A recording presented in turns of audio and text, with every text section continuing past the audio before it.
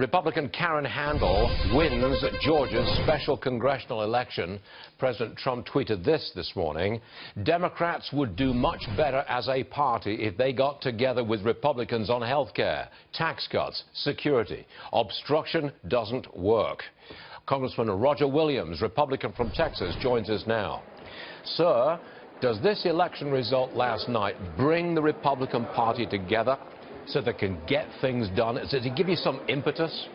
Well, I think it's a positive sign. I think it shows that Americans across this country want the things that elected Donald Trump. I mean, but we need to fix it. Look, we need to have lower taxes. We need to have less government. We need to cut spending. We need to defend borders. All these things we need to begin to do. But I think the message was that we took the Democrats' best punch, and it wasn't enough. And so we got a great opportunity now to move forward, and I hope we do it. I'm just trying to figure out, does the Republican Party, and I don't mean to be facetious here, but does the Republican Party understand that you just got to get it done? You've got to have health care and you've got to have tax reform this year. Otherwise, you'll have a serious problem in the elections next year. Has that understanding sunk in?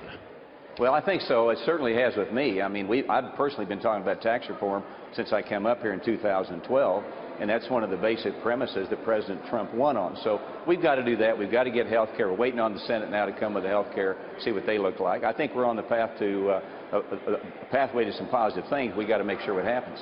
Sir, you were there, I think you were in the dugout when Steve Scalise was shot, and I think you were injured slightly during that event. This morning, we're told that it was not a terror attack. What do you make of that? Well, I don't know if it was or not. I know that when you're in there, I jumped in the dugout to get away from the perpetrator. You're not thinking about that when you're having bullets fly around you. I don't know if it's terrorist or not, but certainly someone who had some mental issues and that need to be addressed. Did you fear for your life, sir? You know, I really didn't fear for my life. I wanted to make sure that, like all of my colleagues were in there, we were protecting each other.